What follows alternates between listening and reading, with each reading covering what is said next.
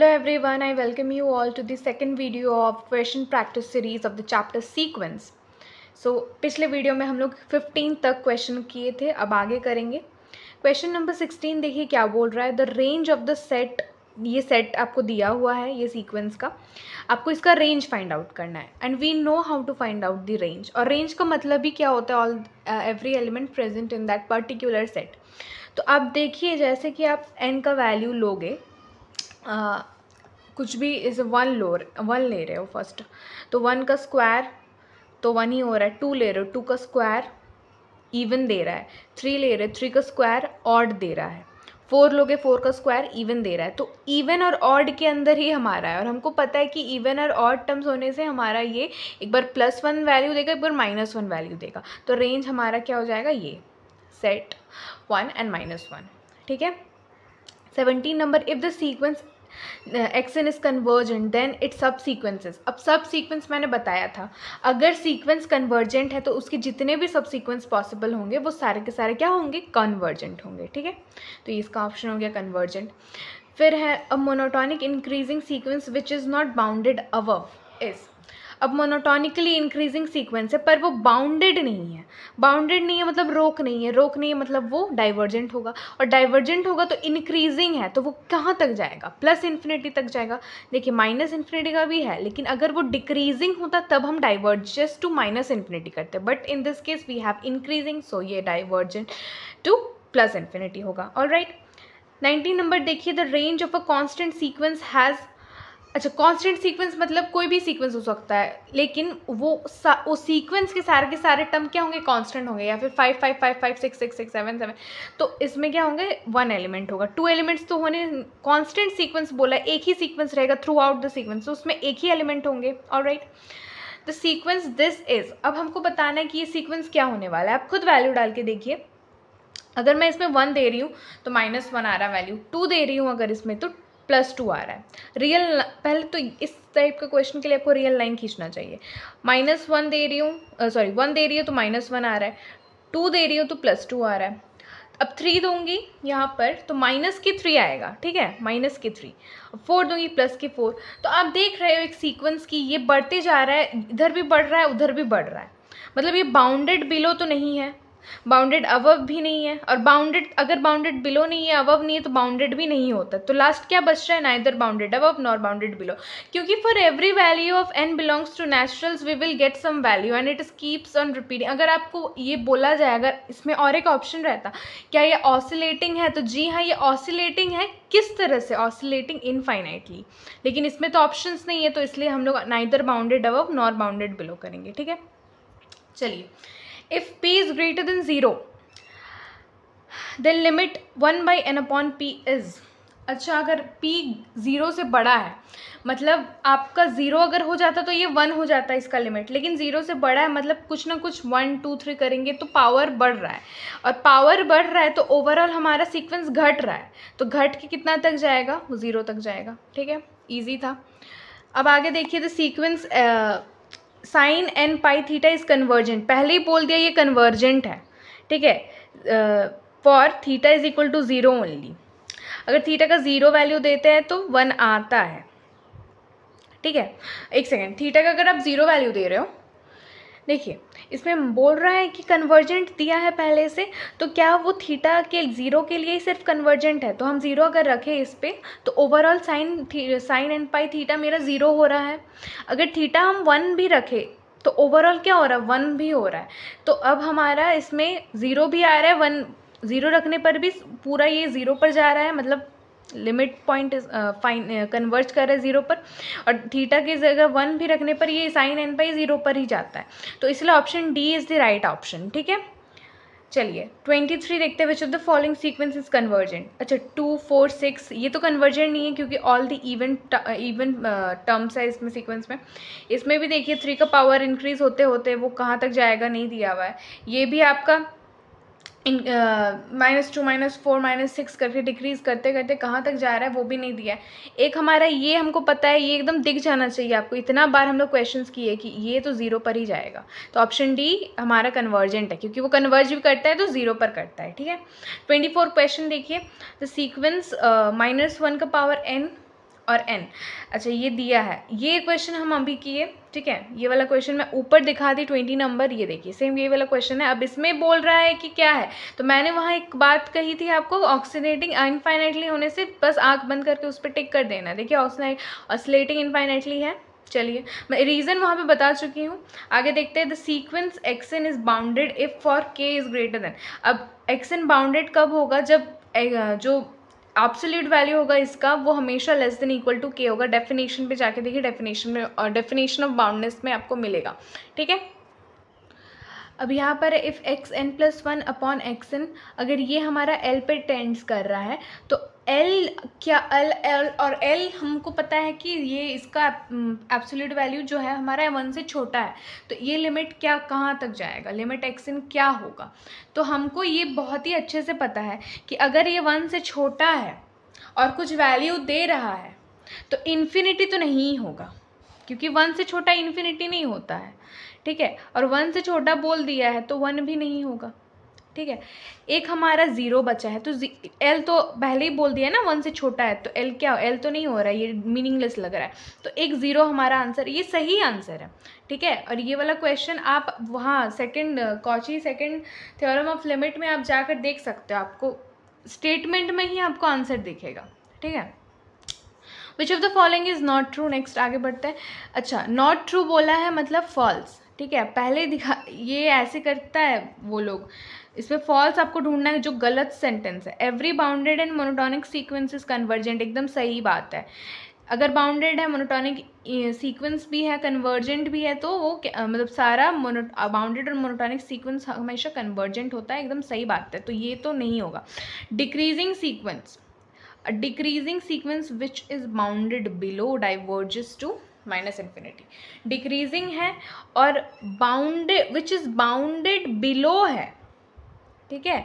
मतलब decreasing sequence decrease कर रहा है और बाउंडेड भी है, मतलब डाइवर्जेस टू माइनस इन्फिनिटी का होने का संभावना ही नहीं है। ऑप्शन भी गलत है, मतलब यही सही ऑप्शन, आगे पढ़ लेते फिर भी। Every convergent sequence is bounded, एकदम सही बात है। और every convergent sequence is a Cauchy sequence, एकदम सही बात है। Properties of Cauchy sequence video जाके देखिएगा, उसमें ये बताई हूँ कि सारा का सारा कन्वर्जेंट सीक्वेंस कॉची सीक्वेंस होता है, बट सारा कॉची सीक्वेंस कन्वर्जेंट नहीं भी हो सकता है, ठीक है। तो option B is my correct answer, ठीक है। आगे बढ़ते हैं। द सीक्वेंस, ये तो आपको देख के पता चल जाना चाहिए। 1/n bounded above by 1। अच्छा बाउंड, अब पहले ना लंबा लाइन बना दीजिए। 1/n मतलब क्या, पहले 1 आएगा, फिर जैसे जैसे आप वैल्यू देते जाओगे वो छोटा छोटा वैल्यू होते होते होते होते कहाँ तक जाएगा, 0 तक जाएगा, ये हमको पता है। बाउंडेड मतलब ये क्या है, बाउंडेड बिलो है बाई 0, तो बाउंडेड अबव बाई 1 तो नहीं हो, हाँ बाउंडेड अबव बाई 1 पहले देख लेते हैं, बाउंडेड बिलो बाई 1 नहीं, ठीक है। बाउंडेड बिलो बाई 1/2 जी नहीं। अनबाउंडेड तो होने का चांस ही नहीं है ना, तो अनबाउंडेड भी नहीं होगा, तो ये क्या हो जाएगा, बाउंडेड अबव बाई 1, मतलब अबव तो यही है 1, समझ आ रहा है मेरा बात। अबव ये डिक्रीजिंग, ये बिलो वाला है, ये आप रियल लाइन में बनाते हो तब समझ आता है, ठीक है। आगे देखते हैं, which of the following is not true. तो फॉर एवरी कॉची सीक्वेंस, अच्छा नॉट ट्रू बोला है, अगेन फॉल्स हमें ढूंढना है, जो गलत सेंटेंस है we have to find out that. So every Cauchy sequence in R is convergent, ठीक है। अच्छा तो अभी ये तो प्रॉपर्टीज वाला ही है, पहले सारा हम पढ़ लेते हैं। Every convergent sequence in R is a Cauchy sequence, every convergent sequence is bounded and every bounded sequence is a Cauchy sequence. तो इसका आंसर आपको खुद देना है, आप पढ़िए सारा का सारा प्रॉपर्टीज़, ये मैं होमवर्क लिख रही हूँ, ठीक है। इसी बहाने आप थोड़ा प्रॉपर्टीज़ को रिवाइज भी करोगे। मैं जो वीडियो बनाई हूँ वो उससे देख सकते हो, आपके कॉपी में हैंड रिटन नोट्स खुद अपने बनाए होंगे, उसमें देखिए कि इसमें इसका आंसर क्या होगा, ठीक है। फिर है a sequence this is converges to limit L if for given epsilon greater than 0 there exist M. अच्छा ये आपका क्या है, लिमिट का आपका कन्वर्जेंट का डेफिनेशन है, तो आपको अभी तक तो एकदम आंख बंद करके आ जाना चाहिए कि इसका ऑप्शन ए होगा, क्योंकि इसमें डेफिनेशन में ही आपको दिया हुआ होगा ये वाला, ठीक है। डेफिनेशन पढ़िए कन्वर्जेंट का, वो यही होता है। चलिए आगे देखते हैं। इफ -1 का पावर n, सॉरी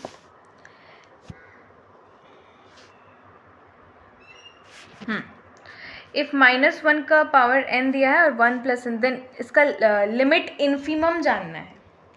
इन्फीमम मैंने पिछले क्लास में आपको बताया था। इन्फीमम मतलब क्या होता है कि सबसे छोटा लिमिट पॉइंट में जो सबसे छोटा है वो। तो अब -1 का पावर अगर 1 रखते हैं, हम n का पावर 1 रखते हैं, तो हम 1 इधर, तो हमको -2 मिल रहा है।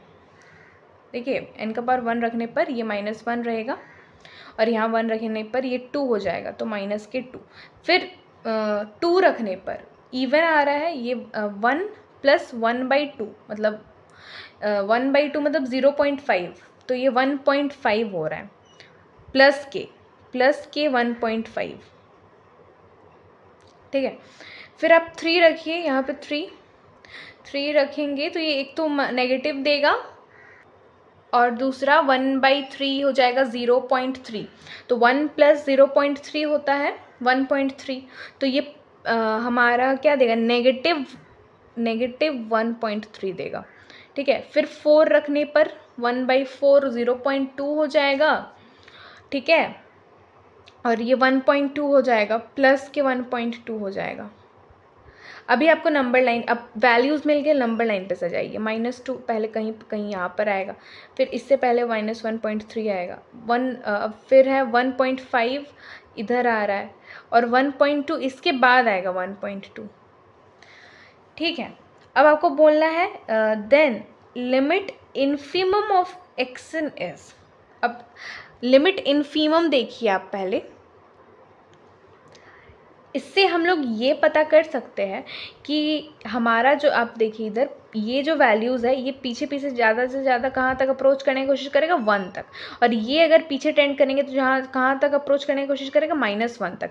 मतलब हमारा लिमिट पॉइंट क्या आ गया, -1 और 1, इसमें से छोटा क्या है, -1, तो हमारा लिमिट इन्फीमम क्या होगा, -1। ऐसे करके आप आराम से क्वेश्चन को क्या कर सकते हो, सॉल्व कर सकते हो, ठीक है। कोई परेशानी था यहाँ तक में, कोई दिक्कत ही नहीं है। फिर है द सीक्वेंस n/n+1 इज़, क्या होगा। अब इसको सॉल्व कैसे करते हैं, n इधर n 1/1/n, अच्छा अब ऊपर 1 बचा, ये 0 पर जाएगा, limit n tends to infinity करेंगे तो हमारा बाउंडेड अबव बाई 1, ठीक है, बाउंडेड अबव बाई 1। ऑलराइट, इसमें कहीं किसी को कुछ भी दिक्कत। अब क्वेश्चन नंबर 33 देखते हैं कि सीक्वेंस दिस। अब इसको आपको सॉल्व करना है। इसको कैसे सॉल्व कर सकते हैं आप लोग, 2n² कॉमन ले लेंगे तो 1/2n² बचेगा और इसमें भी -1/2n² बचेगा। जब limit n tends to infinity लगाओगे तो वो 0 पर जाएगा, तो हमारा सिर्फ एक ही बच रहा है, 1 बच रहा है, तो कि 1 है तो वो फाइनाइट है, ठीक है, तो ये कन्वर्जेंट होगा। ऐसे आप डायरेक्ट कर सकते हो। If sequence Sn defined by S1 आपको ये दिया हुआ है, S1 1/2 दिया हुआ है, Sn+1 इतना दिया हुआ है, ठीक है, और बोला है for all n belongs to naturals is convergent then its limit is. Convergent बोल दिया है, लिमिट एक ही है भाई साहब, देखिए लिमिट हमारे पास एक ही है, लिमिट Sn का जो है इक्वल टू लिमिट Sn+1 का भी वही है L। तो हम क्या कर सकते हैं, Sn तो हम इसको कॉपी में बता दें। देखिए सॉल्व करने का तो ये लंबा सॉल्व कर सकते हैं, बट ये ऑब्जेक्टिव टाइप क्वेश्चन है, मैं कॉपी में बता दे रही हूँ आपको, ये ऑब्जेक्टिव टाइप क्वेश्चन है, जिसके कारण आप इसे ऐसे सॉल्व कीजिए। सबसे पहले तो we are given with S1 हमें, 1 सेकेंड, S1 हमें क्या दिया हुआ है, S1 we have 1/2 and Sn+1 we are given with 2Sn+1/3 and we are already given in the question that this is convergent. So convergent होने पर limit Sn का जो लिमिट होगा वो इक्वल टू लिमिट Sn+1 का होगा when n tends to infinity, ठीक है। तो हमारा लिमिट क्या हो जाएगा, लेट से L कोई लिमिट है, तो हम इसमें ऐसे लिख सकते हैं Sn+1 की जगह L, 2Sn की जगह L+1/3, ये 3L इक्वल टू 2L+1, ये उधर जाएगा तो L इक्वल टू 1 बचेगा, L इक्वल टू 1 बच रहा है, मतलब आंसर क्या है आपका, लिमिट इज़ 1। चलिए option C is the correct answer, ठीक है। आगे देखते हैं, क्वेश्चन पढ़ के पहले, the sequence S N defined by S1 2 और SN दिया हुआ है, S1 दिया हुआ है और SN दिया हुआ है for all n greater than equal to 2 is convergent होगा क्या, डाइवर्जेंट होगा कि ऑसिलेटरी होगा कि नन ऑफ दीज होगा। अच्छा, क्वेश्चन से हम एक चीज़, आपको कन्वर्जेंट पूछा है, डाइवर्जेंट, ऑसिलेटरी, ये सब पूछा है, मतलब आपको अब प्रॉपर्टीज़ में आइए। अगर आप ये दिखा दिए कि मोनोटोनिक इंक्रीजिंग है और बाउंडेड भी है, तब आप बोल सकते हो कि ये कन्वर्जेंट है। और अगर ये दोनों सेटिस्फाई नहीं करता है तब हम डाइवर्जेंट और ऑसिलेटरी की तरफ जाएंगे। तो हमें ये दिखाना है इन दिस क्वेश्चन कि ये मोनोटोनिकली इंक्रीजिंग है कि नहीं। तो फॉर दैट हमें इंक्रीजिंग दिखाने के लिए हम क्या करते हैं, इंक्रीजिंग का मतलब क्या होता है कि पहला टर्म दूसरा टर्म से क्या होगा, छोटा होगा। मतलब अगर लास्ट टर्म SN+1 है तो उससे पहला टर्म क्या होता है, SN होता है। तो अगर ये छोटा है तो इन दोनों का डिफरेंस लोगे तो वो समथिंग जो आएगा वो लेस देन ज़ीरो हो, वो ग्रेटर देन ज़ीरो होगा। ग्रेटर देन ज़ीरो होने का मतलब क्या है, पॉजिटिव। इसको ध्यान से सोचिए ये सब क्वेश्चंस को। देखिए बोला क्या है आपको, कन्वर्जेंट हम अपनी तरह से दिखा सकते हैं। कन्वर्जेंट का प्रॉपर्टी हम जानते हैं, बाउंडेड होना चाहिए, मोनोटोनिक इंक्रीजिंग होना चाहिए। तो अगर दो टर्म का हम डिफरेंस लेते हैं और अगर वो पॉजिटिव आता है, मतलब SN+1 माइनस SN अगर पॉजिटिव दे रहा है ग्रेटर देन ज़ीरो, मतलब कि वो इंक्रीजिंग है, तो हमें वही दिखाना है। तो आप अगर इसको SN तो दिया हुआ है, SN+1 करने पर यहाँ पे N+1 एक्स्ट्रा आ जाएगा, ठीक है। तो आपका सारा टर्म कट रहा है, सिर्फ 1/n फैक्टोरियल बच रहा है। करके देखिए, तो 1/n फैक्टोरियल हमारा क्या है, पॉजिटिव है। तो एक तो हमें पता चल गया कि ये मोनोटोनिकली इंक्रीजिंग है, ठीक है।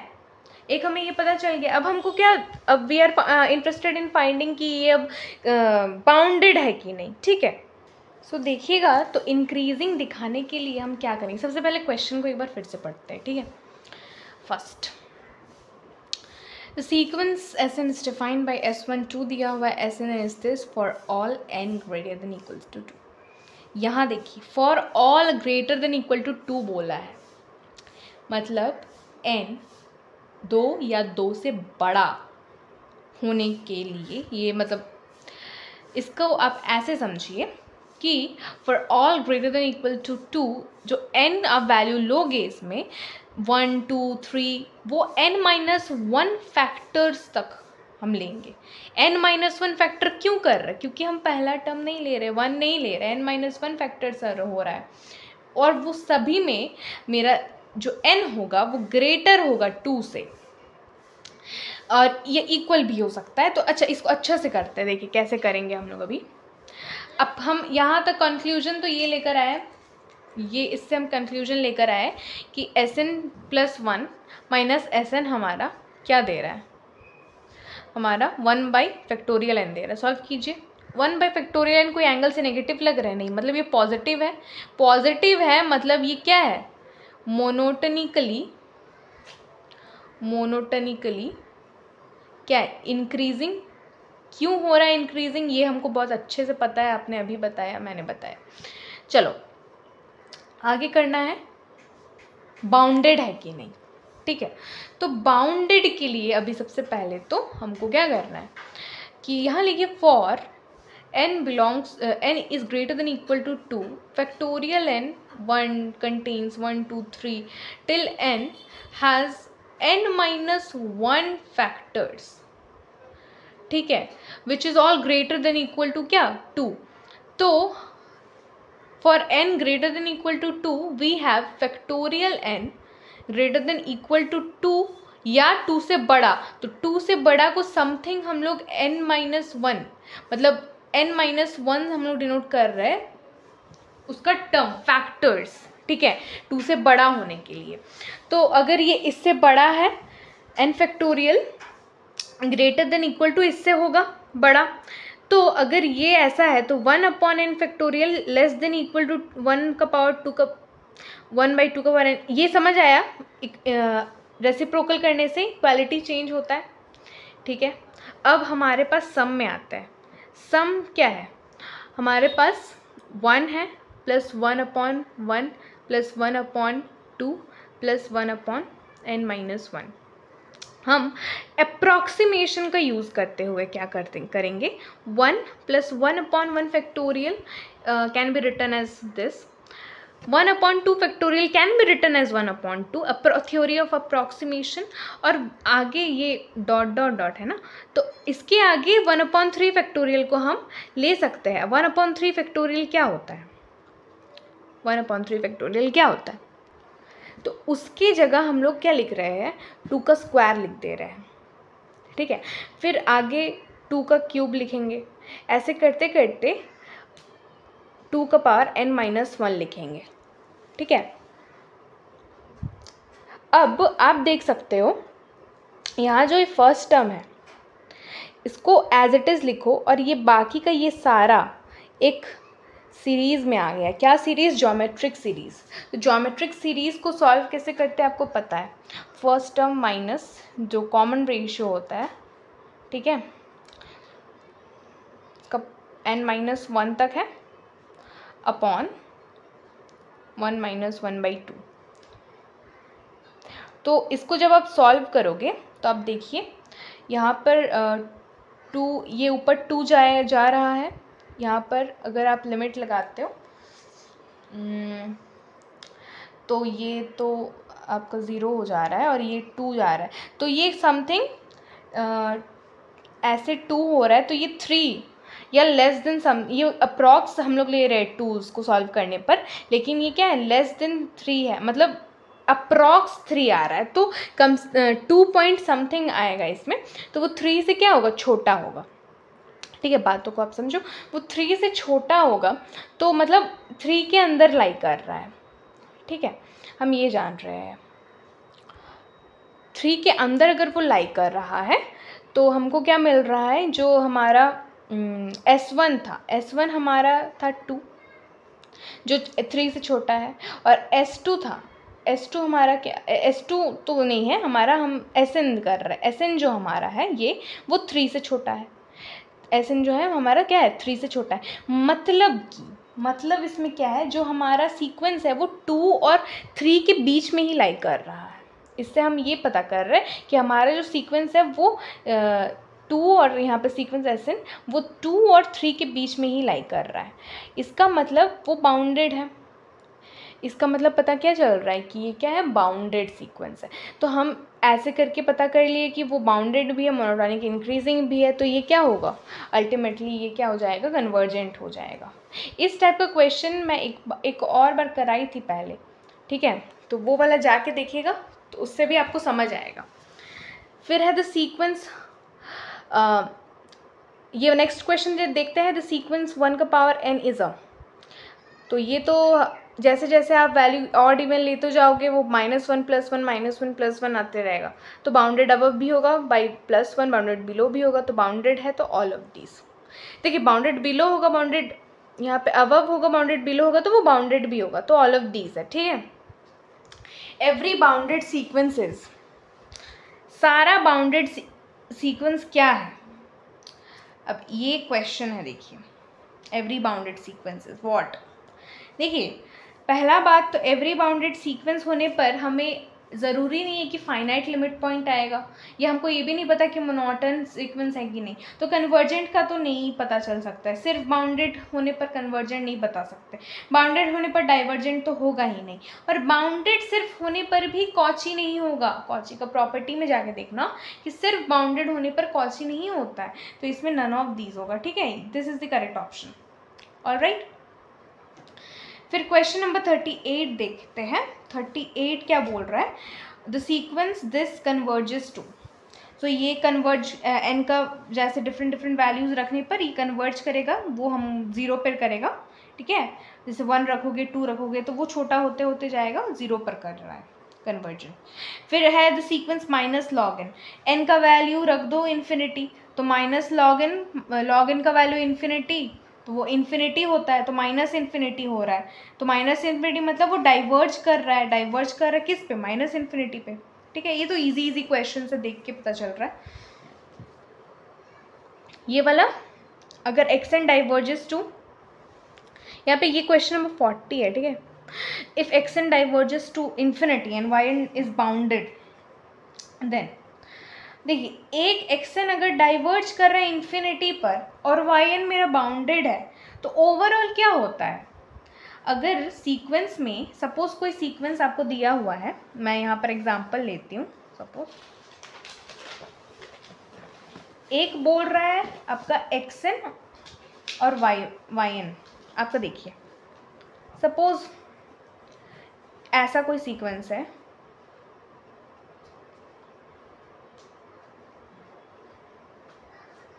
एक हमारा जो है एक्सन, सपोज ये एक्सन 2 3 4 ये डाइवर्ज कर रहा है इन्फिनिटी पर क्योंकि ये 2 3 4 5 बढ़ते जा रहा है, और एक हमारा 1 जो है वो बाउंडेड है, 1 मतलब एक कांस्टेंट डिफाइनाइट है। तो इस केस में क्या होगा, ओवरऑल सीक्वेंस क्या होगा, ओवरऑल सीक्वेंस इस केस में डाइवर्जेंट होता है। मैं बताई थी ऐसे केस में ओवरऑल सीक्वेंस डाइवर्जेंट होता है और कहाँ जाएगा, प्लस इन्फिनिटी तक जा रहा है। ठीक है, बहुत ही शानदार सवाल, इजी सवाल। अब the sequence this sequence is what, ये सीक्वेंस बाउंडेड है। अच्छा bounded above only, below only, bounded की अनबाउंडेड। तो n का वैल्यू 1 रखने पर -1, 2 रखने पर क्या आ रहा है, 2 रखोगे तो 1/2 आ रहा है, 3 रखने पर -1/3 आ रहा है। इसको बना के देखते हैं नंबर लाइन पर, तब अच्छे समझ आएगा, क्योंकि अगर माइनस नहीं होता तो कोई प्रॉब्लम नहीं होता, 1/n तो हमको पता है, लेकिन अभी माइनस है तो हम थोड़ा इसको बना सॉल्व करके देखते हैं। यहाँ पर सीक्वेंस हमें दिया हुआ है -1n/n, ठीक है। तो सबसे पहले हम 1 रखेंगे तो -1, फिर हम रखते हैं 2 रखने पर हमको मिल रहा है, यहाँ 2 होगा, ये प्लस 1/2 हो जाएगा, 3 रखने पर -1/3, 4 रखने पर 1/4। मतलब देखो आप रियल लाइन पे -1 इधर आएगा समवेयर, यहाँ पर 0 है, 1 यहाँ पर 1 है अगर, तो यहाँ पर 1/2 है। ठीक है, अब देखिए कहाँ इसका क्या हो रहा है, -1/3 क्या हो जाएगा, -1/3 क्या होता है, -0.3, तो वो समथिंग इधर आएगा। तो मतलब ये इधर आएगा, और ये भी जो है ना 1/4 फिर 1 से छोटा है, तो ये भी समथिंग इधर आ रहा है।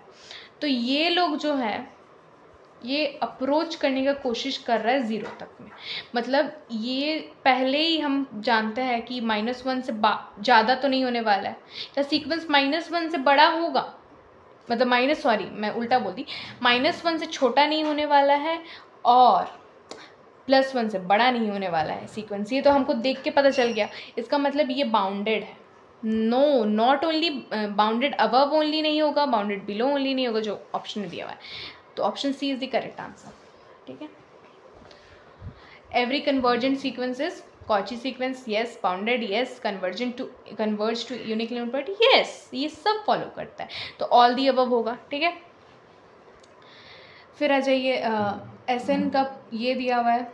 अच्छा, ये आपको क्या निकालने बोल रहे हैं, लिमिट सुपीरियर निकालने बोल रहा है। अभी देखिए लिमिट के ऊपर बार है, तो ऊपर बार होने से सुपीरियर, नीचे बार होने से inferior. So S N is equal to -1n, ठीक है, फॉर ऑल n। तो ये या तो +1 देगा या तो -1 देगा, तो सुपीरियर क्या हो जाएगा, +1 होगा, और इन्फीरियर पूछता तो -1 होता। ठीक है, इजी था। 43 हो गया। 44 देखिए, the sequence S N is equal to this is, अब लिमिट लगाइएगा अगर इन्फिनिटी, तो 2 का पावर इन्फिनिटी -1 मतलब इन्फिनिटी, उस इन्फिनिटी के साथ कोई भी अलजेब्रिक ऑपरेशंस होता है, प्लस माइनस कुछ भी, उसको नहीं देखना है। 2 का पावर इन्फिनिटी है मतलब वो क्या है, इन्फिनिटी। अब 2 का पावर इन्फिनिटी मतलब ये हमारा 2 का पावर इन्फिनिटी 0 पर जाने का कोशिश करेगा। एक मिनट, मैं थोड़ा क्रॉस चेक कर लूँ। 2 का पावर इन्फिनिटी पर जाने का कोशिश करेगा। ठीक है, तो अगर ये इन्फिनिटी हो गया तो ओवरऑल 0 हो गया, तो ये 0 हो जाने पर सिर्फ हमारे पास 2 बच रहा है। अच्छा, मैं क्या बोली, अगर आपको नहीं समझ आ रहा तो मैं कॉपी में बताती हूँ। देखिए सीक्वेंस हमारे पास 2 - 1/2 का पावर n-1 है। अब अगर इसमें हम लिमिट लगाते हैं तो इसमें हमारा 2 - 1 का पावर 2 का पावर इन्फिनिटी, और हम जानते हैं अगर x का पावर इन्फिनिटी है और x is greater then 1, x is less than 1, तो ग्रेटर देन 1 होने पर ये इन्फिनिटी होता है, लेस देन 1 होने पर ये 0 होता है। ये वाला याद रखना है आपको। तो इसमें ग्रेटर देन 1 है तो मतलब ये पूरा इन्फिनिटी हो जाएगा, 1/∞ 0, तो answer 2। 2 is what? Convergent. Easy answer, easy question, ठीक है। तो इसका ऑलरेडी टिक किया है, convergent. Oscillatory sequence is not convergent, not divergent. Oscillatory sequence convergent नहीं होता है, नीदर कन्वर्जेंट नॉट डाइवर्जेंट, दोनों, कन्वर्जेंट भी नहीं होगा, डाइवर्जेंट भी नहीं होगा, ठीक है। तो option C is the correct answer. 46 देखिए, if sequence diverges to infinity then any of it sequence, अगर वो इन्फिनिटी पर जा रहा है, ठीक है, अगर my sequence diverges to infinity then any of it subsequence भी मेरा इन्फिनिटी पर जाएगा। ऐसा भी हो सकता है अगर डाइवर्जेंट है और सब सीक्वेंस, ऐसा भी हो सकता है कि वो इन्फिनिटी पर ना जाए, हो ही सकता है, लेकिन ऐसा नहीं होगा, कोई ना कोई सब सीक्वेंस मेरा डाइवर्जेंट है तो वो डाइवर्जेस टू प्लस इन्फिनिटी होगा ही होगा, ठीक है। तो ऑप्शन डी करेक्ट आंसर है मेरा, ठीक है। फिर आगे देखिए 47 में ये वाला क्वेश्चन तो मैं आपको कराई थी, ये वाला कि दो लिमिट, ये x n, limit x n plus Y N is, ये कॉम्बिनेशन थ्योरम और लिमिट में कराई कि x n plus Y N is equal to L plus L dash, ठीक है। तो दोनों का लिमिट का सम हमारा क्या होगा? तो इस केस में हमको ये बोलना है कि लिमिट एक्सन एल है, limit y n l dash है, x n and Y n both are convergent कि नन ऑफ दीज है। ये होमवर्क क्वेश्चन है, ये मैं कराई हूँ, ठीक है। ये 47 नंबर आपको होमवर्क क्वेश्चन, आप खुद से पता करके आना क्या होगा, ठीक है ना। अच्छा, अब देखिए एस एन, नेक्स्ट 48 चलते हैं। S N is equal to minus N for all N belongs to naturals. Minus N मतलब वो क्या होगा? माइनस एन मतलब कि अब इधर देखिए, माइनस एन मतलब वो वैल्यू देगा -1, -2, -3। रियल नंबर लाइन पे -1, -2, -3, -4, -5 बढ़ते जा रहा है। Limit superior, limit inferior, in this case क्या होने वाला है मैं बताई हूँ। In this case limit superior का वैल्यू, लिमिट इन्फीरियर का वैल्यू दोनों सेम है, ठीक है। देखिए यहाँ मैं बताई थी, limit N superior minus N कहाँ जाएगा? माइनस इन्फिनिटी तक जा रहा है। सुपीरियर मतलब क्या, इसको मैं फिर से बताऊँ क्या? सुपीरियर मतलब लार्जेस्ट लिमिट पॉइंट। तो अगर सेट पहले आप M1 बनाओगे तो उसमें, अच्छा चलो मैं बनाती हूँ, आपको दिखा ही देती हूँ। सबसे पहले तो हमको लिमिट सुपीरियर चाहिए, ठीक है। तो हम पहले इसको M1 देते हैं, तो सुप्रीमम क्या हो जाएगा? पहले -1, -2, -3, -4 टिल। अब इसमें सबसे बड़ा क्या है? -1 है, ठीक है। फिर अब पहला को छोड़ के हम आगे लेते हैं, M2 लेते हैं। इसमें पहला छोड़ के -2, -3 से लेते हैं, तो इसमें सबसे बड़ा क्या है? -2 है। तो वैसे करके सेट आगे जाएगा, तो -1, -2 आपका जो आएगा लिमिट पॉइंट का सेट आएगा, -1, -2, -3 ऐसे करते करते इन्फिनिटी तक आएगा, ठीक है। -इन्फिनिटी तक आएगा, -इन्फिनिटी तक आएगा। तो इन सब ये सब जो है -इन्फिनिटी की तरफ अप्रोच कर रहा है, मतलब ये वाला सीक्वेंस डिसेंडिंग सीक्वेंस है, डिसेंडिंग है, मतलब बड़ा से छोटा जा रहा है। तो हम लास्ट हमको किस पे आ रहा है? -इन्फिनिटी। तो ये अप्रोच किस पे करेगा? -इन्फिनिटी पे करेगा। सेम अगर लिमिट इन्फीमम हम देखें, लिमिट इन्फीमम, तो इन्फीमम में सबसे छोटा चाहिए अब हमको, ठीक है, ठीक है ना। क्या छोटा चाहिए? Greatest lower. इन्फीमम मतलब इसमें हम लोग लीस्ट अपर बाउंड कर रहे थे, टू बी प्रिसाइज मैं बोलूँ तो लीस्ट अपर बाउंड कर रहे थे। इसमें कंफ्यूजन हो सकता है आपको, least upper bound, greatest lower bound, ये है लीस्ट अपर बाउंड, इसमें हमारा -1 था। अब इन्फीमम में आप ग्रेटेस्ट लोअर बाउंड करोगे तो ग्रेटेस्ट लोअर बाउंड भी आपका -1 आ रहा है इन दिस केस, ठीक है, लोअर बाउंड का सबसे ग्रेटेस्ट, तो सेम चीज़ होगा, तो सेम चीज़ आने पर हमारा इसका भी क्या आ जाएगा, माइनस इन्फिनिटी, तो दोनों सेम है, तो इसका ऑप्शन देखिए क्या है, option 48 option D, limit superior is equal to limit inferior same होगा। ठीक है, कंफ्यूज नहीं कीजिए, ये कुछ एग्जाम्पल्स ही होता है जिसमें दोनों सेम होता है, और वो क्या होता है वो मैं आपको बता चुकी हूँ इससे पहले वाला ये वाला वीडियो, लिमिट इन्फीमम और लिमिट सुप्रीमम वाला वीडियो में। ठीक है, अब इधर आ जाएंगे 49 50, बहुत इजी क्वेश्चन है। ठीक है, 49 क्वेश्चन क्या करना है आपको, ये वाला क्वेश्चन मैं करा चुकी हूँ, मैं एक और क्वेश्चन प्रैक्टिस सेशन था मेरा, क्वेश्चन प्रैक्टिस सेशन करवाई थी ना, उसमें मैं 49 क्वेश्चन करा चुकी हूँ। इसमें कुछ बहुत इजीली मैं बताई थी आपको, ये वाला वो वाला वीडियो जाके देखिए। ठीक है, और 50 नंबर क्वेश्चन में क्या बोल रहा है देख लेते हैं। 50 नंबर क्वेश्चन को सॉल्व करते हैं हम। ठीक है, 50 नंबर क्वेश्चन में क्या बोल रहा है कि ये सीक्वेंस कन्वर्जेंट है, तो कन्वर्जेंट किस पे है, तो उसको सॉल्व करने पर पता चलेगा रूट ओवर n+1, और इसको आप रैशनलाइज कर दीजिए, इस तरह का क्वेश्चन को आप रैशनलाइज करेंगे ना, माइनस प्लस से रैशनलाइज कर दीजिए इधर n+1 + √n, तो ऊपर क्या हो जाएगा n+1 - n by √n+1 + √n, तो n कैंसिल, तो बचेगा 1/√n + 1 + √n। n tends to infinity लगाने पर नीचे वाला इन्फिनिटी हो रहा है, नीचे इन्फिनिटी है, 1/∞ क्या है 0 पर कन्वर्ज करेगा। बहुत इजी क्वेश्चन था, the sequence is convergent to 0। इस वीडियो में हम लोग क्वेश्चन 50 तक किए हैं। अगर आपको और क्वेश्चंस करना है ऑब्जेक्टिव तो आप कमेंट कीजिए। ठीक है, मैं और क्वेश्चंस आपको कराऊंगी क्वेश्चन नंबर 1 से लेकर, और क्वेश्चन नंबर 1 से 50 तक अगर किसी चीज़ में भी डाउट है ना, फील फ्री टू आस्क। ठीक है, इसके बाद एक थ्योरम बच रहा है आपका, बोल्जानो-वीस्ट्रास थ्योरम। ठीक है, तो वो वाला क्वेश्चन, वो वाला थ्योरम बताना है कि नहीं वो भी बता देना कमेंट में।